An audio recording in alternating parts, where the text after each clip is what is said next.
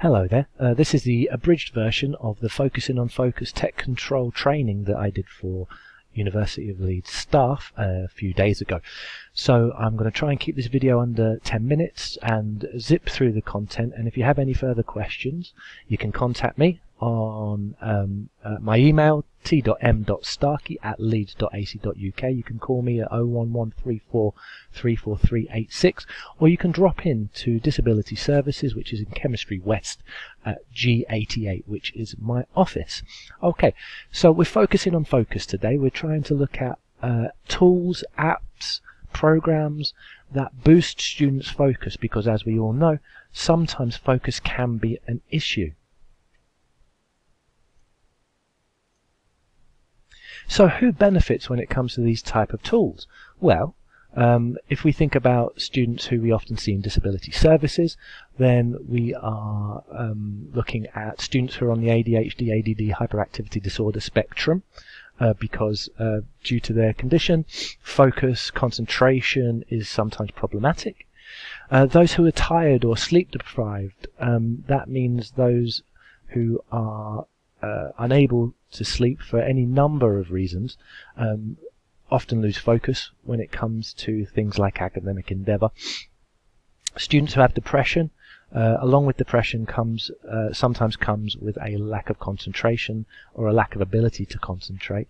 Chronic fatigue syndrome means that you have other areas that your mind is concentrated on, specifically just getting over the discomfort of that particular syndrome. So therefore concentration on certain other things can be difficult. And in all honesty, focus is a problem for just about anyone really, especially in this day and age of the internet, where we have a readily available distraction machine. The internet and what it offers can be fantastic, but it can also be a fantastic tool for procrastination.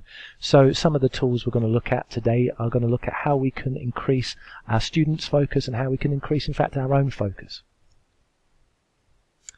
So in the case of technology, it can be used to reduce exterior distractions and cognitive load linked to both academic and pastoral tasks. It can be used to shut out certain things. It can be used to ensure that you are concentrating on the right thing. It can be used to take over certain mundane, repetitive tasks that mean that you have to think about the things and you have to do things the same way, and that takes time away from the things that you should be concentrating on. And then secondly, we're going to look at distraction-free versions of popular tools. Distraction-free is a subgenre of technology, apps, programs that mean that they cut down on outside distraction, usually linked to the internet. And we'll look a little bit about some of those examples straight away. So the areas that technology can help when it comes to focus and increasing focus is time management with calendars and to-do lists and alarms. There is a wealth of material out there. When it comes to organization and productivity, there are around about 10,000 apps, each both on Play Store and on the App Store, the Apple iStore, sorry. The technology can be used to streamline academic processes that keep coming up again and again and again, such as auto-citation. Cite This For Me is a wonderful website that you can go on, and you can, in fact, it looks at different types of reference system. It does include, in fact, the Leeds University Harvard referencing system, where you can scan a barcode of a book and it will automatically come up with the right format for referencing. Excellent tool. Just means that we're taking away some of the unnecessary labour when it comes to the academic process. Also, you can find essay templates and web research tools. Essay templates looking at how do you go about creating a particular type of document for those that need a little bit more scaffolding in their work, and web research tools looking at cutting down the time and effort it takes to find information on the internet and collate that information into an accessible form. For instance, Instapaper is a very good tool of doing that. Distraction-free technology, for instance, web page killers, as I like to term them. They're usually called site blockers, but I usually take the more extreme version and go for web page killers because that's what I need to concentrate. Word processors without any kind of distraction where it's just the text on the screen, and task automation, meaning that you can get a computer or you can get your technology, whether it be your mobile phone or your laptop or whatever it is that you have in your way of work, and you can get it to automatically do things. And we'll look at each of those in more detail. So this is an example of a distraction-free word processor. In this case it's Calmly Writer, one of my favorite word processors when it comes to distraction-free tools. And this is an example, an illustration of its focus mode, which means that it's only the paragraph that you are writing on which is focused on the screen. So therefore, if you're trying to get a first draft, you're not worrying about what's going before, what's going after, what you need to edit, what you need to correct. You're just worrying about what's there in front of you, the writing in front of you, making it a more immediate experience. Calmly Writer also offers lots of other options which paradoxically come in an extremely straightforward blank UI. So if you have students who are constantly messing with format of their documents, they are constantly unnecessarily adding and taking away certain things, Calmly Writer might be there for them, because what it does, it simply has you and your technology as a writing interface, and then that is it. No buttons, no other distractions. It's not the only one on the market, of course. At the end of this video I will also have a list linked to all the other technology, all the other alternatives, well, some of the other alternatives that are out there as well. So distraction-free word processors is possibly my first recommendation. This is a more complicated type of technology. This is IFTTT, which stands for if this then what. If this then that. And what this does, it allows the user to automate certain tasks in regard to their technology in different online services. The examples that I've put up on the slide, if you go to the website, you can choose one of these things. If you log on to the service, you can choose one of these things to do something for you. So for instance, the first one, automatically sync your Amazon Alexa to-do list with your Google Calendar. So instead of looking at separate apps and doing separate things, you are able to do one thing, and then the technology, the IFTTT button, will automatically send that information to somewhere else without you having to repeat information, reproduce information, and so on and so forth. Online research is now a huge area, and so when it's about, for instance, if you're in a media course and it's about finding a certain video, a certain reference, there are examples of, if you like a YouTube video, it will put that YouTube video into a spreadsheet, and that spreadsheet can form part of your referencing and research, which is very handy. For productivity, you could automatically mute your Android phone at bedtime, which means you can just turn it off so you're not disturbed, and you can save callers in contact info each time I receive a call. So if you receive a call from somebody, for instance someone from university, or you receive a call from somebody to do with the work, then it automatically, you don't have to do a separate step, it automatically puts that person's contact details into your phone.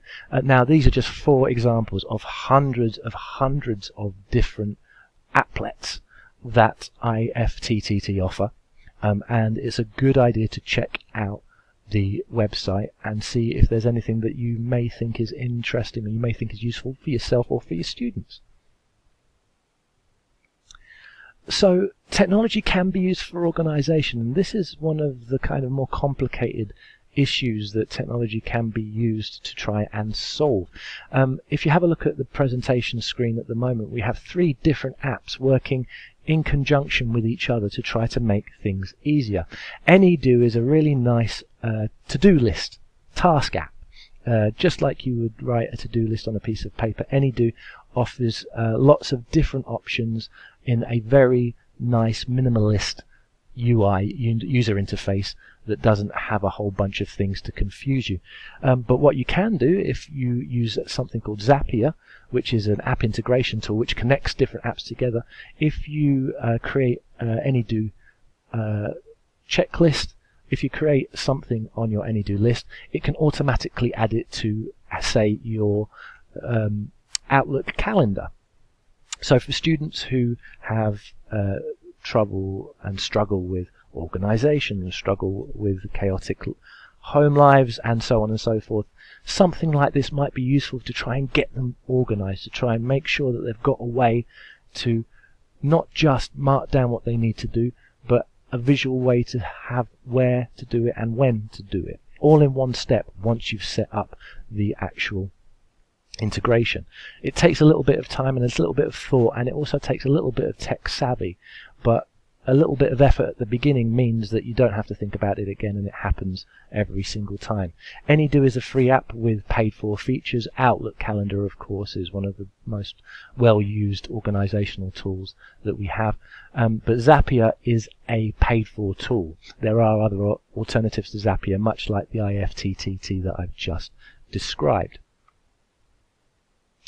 Now, this is something that people don't often think about, but technology can also be used for simplification. When we think about the use of technology in our day-to-day lives, we think about all the bells and whistles that go with it, the hologram presentations and the haptic feedback gloves and all these things.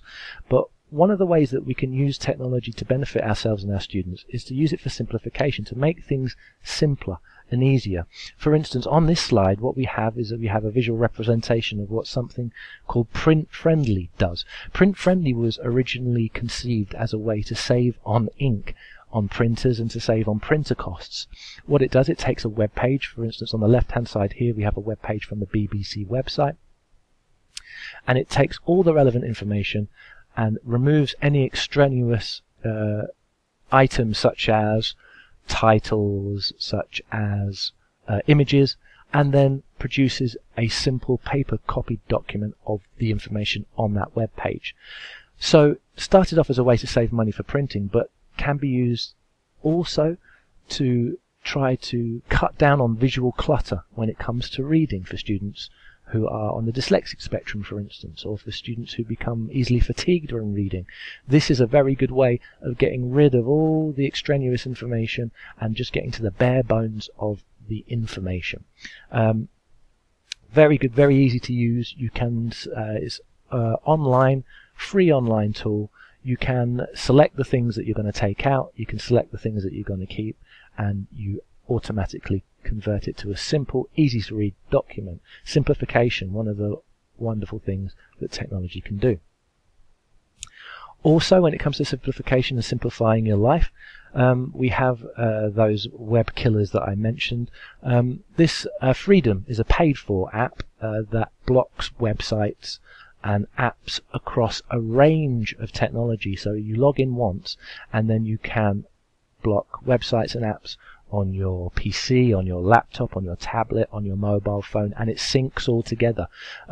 I've started using this myself because I have the habit of checking my phone when it comes to social media every time it bips. So what I do is I pick a couple of social media websites that I spend perhaps a bit too much time on, for instance Twitter, and I say I do not want to be able to look at Twitter for the hours that I work, 8 hours a day or so, and then I try to get onto that site and it will be blocked. This is a paid-for version. There are lots of free versions. Stay Focused is a good option when it comes to the Chrome browser. You can use it as an extension.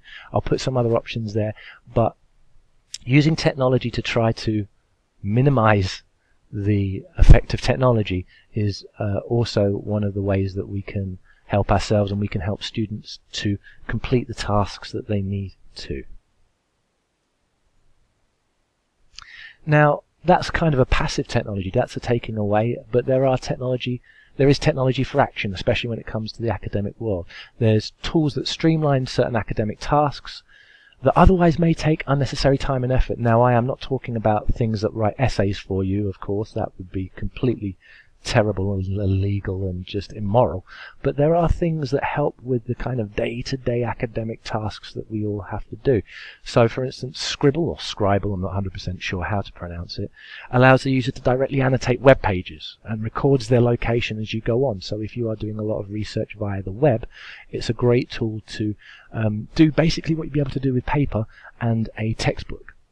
but it does it all online, saves where that page is, and of course if you put that page into an automatic citation or automatic referencing web page, that means that you've all got a ready-made list of references without having to worry about format and other things that are particularly difficult for many of our students.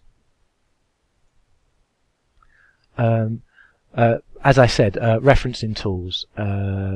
Citation-C is a very good referencing tool, very easy to use, which means that you put a barcode into a website or an ISBN code into a website, and it will auto-reference that book for you in a number of different styles. Harvard, I'm not 100% sure if it does Harvard Leads, but there is an option, there is a program, an app that does Harvard Lead referencing, and I think I will put that in the link with this video.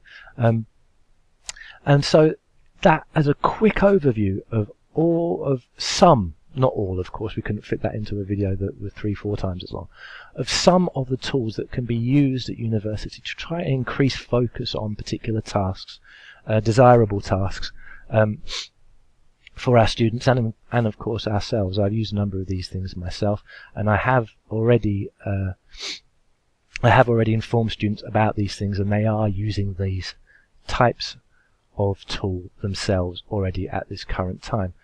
A quick image to finish there. Diversion never ends, but of course there are certain things that we can do to try to minimize the diversions that we often have at university. So I'm Tom Starkey, I'm the Leeds Assistive Technology Advisor here at Disability Services. My details are on the first slide, and I'll provide the slides with links along with this video. Thank you very much for listening, and I hope you have a good rest of the day.